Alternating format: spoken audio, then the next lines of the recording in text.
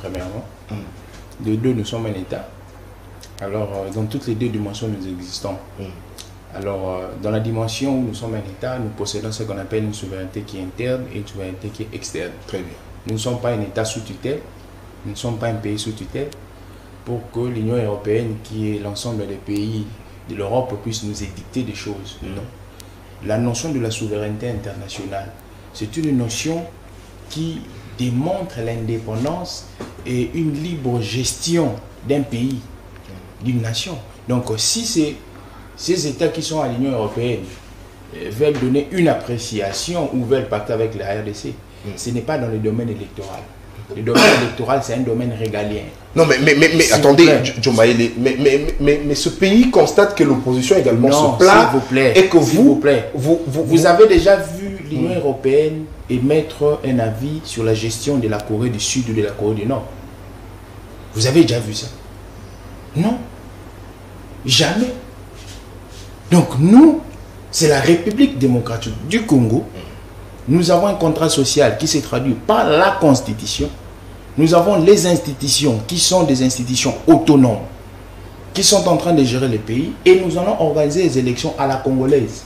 Est-ce que ça vous rattrape? Est-ce que vous vous sentez inquiet, Diomaye, parce que à l'époque de Kabila, on avait aussi vu de telles pressions de la part de l'Union européenne, que vous aviez soutenu pendant que vous étiez à l'opposition, mais aujourd'hui ça vous inquiète pourquoi? Nous étions avec le peuple congolais, avec le CLC, et c'est par ça que nous avons fait la pression.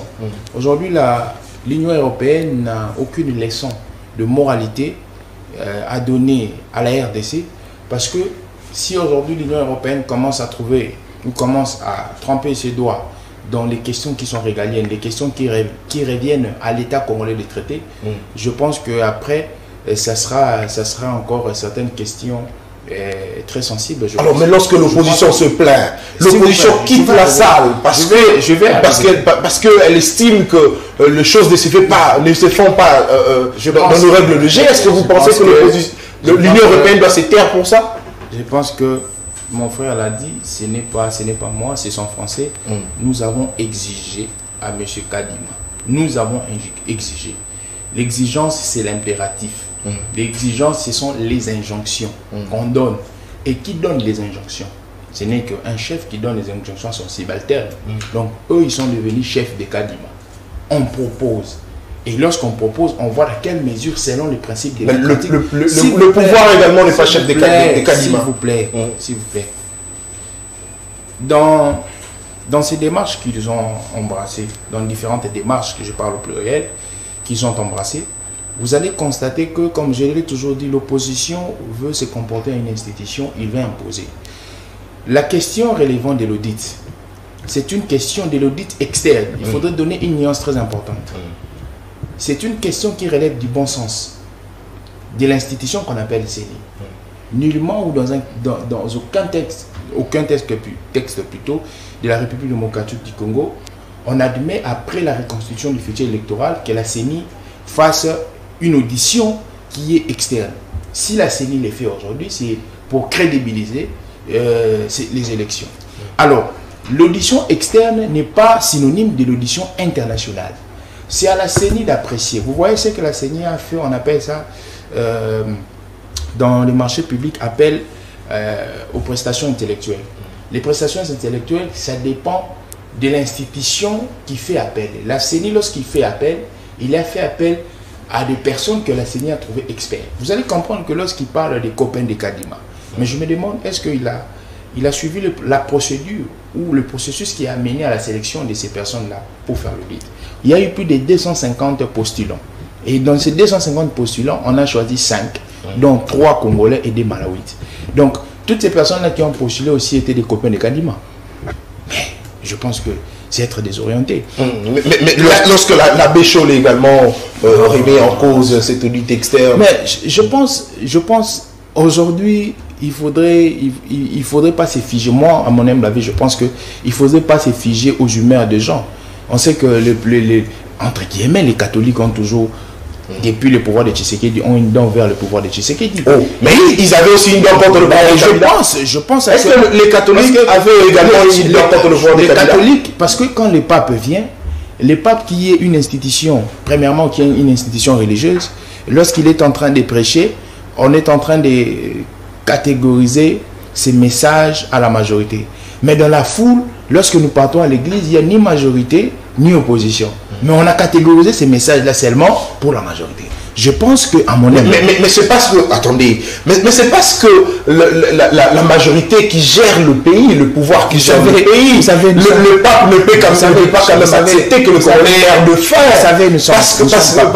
Parce que son objectif, c'est de prêcher la bonne nouvelle. Vous savez quoi? Le pape ne peut pas accepter que le Congolais puisse mourir de faim. Vous savez quoi, cher frère? Nous ne sommes pas bêtes. Il faudrait toujours faire le distinguo de chaque auditoire. Lorsqu'on va à l'église, il y a certaines casquettes qu'on met de côté. La personne qui prêche, c'est un berger. Il ne prêche pas en tenant compte de vos qualités et de vos capacités. Il prêche ses troupeaux. À celui qui a des mauvais caractères, à celui qui a une mauvaise position de pouvoir arranger. Mais à ceux-là aussi qui gèrent le pays, à ceux-là qui... Mais quand on détourne l'argent du pays, à ceux-là qui gèrent le pays mal. Pourquoi ne pas et à ceux qui sont à l'opposition, qui enveniment la situation par des discours pamphlétaires. Donc vous comprenez que, dans mon humble avis, j'ai vu que... Très bien. Donc, je pense que dans cette dimension... Merci. Dans cette dimension, je vais conclure par là. Dans la dimension électorale, vous allez comprendre qu'il y a une portion de l'opposition qui a déjà des armées parce qu'ils n'ont pas les visas pour aller aux élections. C'est ce qu'on appelle le FCC, ils ont des armées, ils n'ont pas les visas pour aller aux élections. La partie, c'est Sanga, la partie Mouzitou, je pense aujourd'hui... La partie Fayoulou. La partie Fayoulou, je pense qu'aujourd'hui, ils ne sont pas une force parlementaire. Oh. Ils ne sont pas une force parlementaire. 10 forces... Mais ils sont une force populaire. Oh là là. C'est la première fois que j'entends si on doit émettre une appréciation, on doit passer par une force populaire. Non. Ici, nous sommes dans la dimension démocratique. Très bien. Dans la dimension démocratique, tout est procédural et ces procédures passent par les institutions. Merci beaucoup. Je conclus 32 secondes pour dire que j'aimais quiconque a défi. Le jour où Fayoulou sera président dans ces pays, prenez mes 2 mains coupées. Non, il ne faut pas faire ça, s'il vous plaît. Attendez, il ne faut pas faire ça. Si je répète encore, j'aimais quiconque a défi.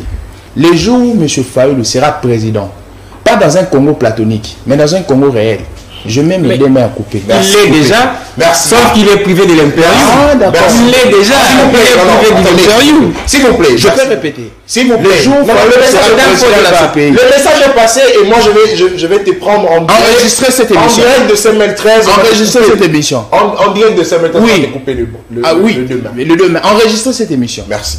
Ça sera sur YouTube et ça reste éternellement sur YouTube. Joël Mbatou, vous avez la parole. On parle de l'arrestation du dossier Salomon Escadela.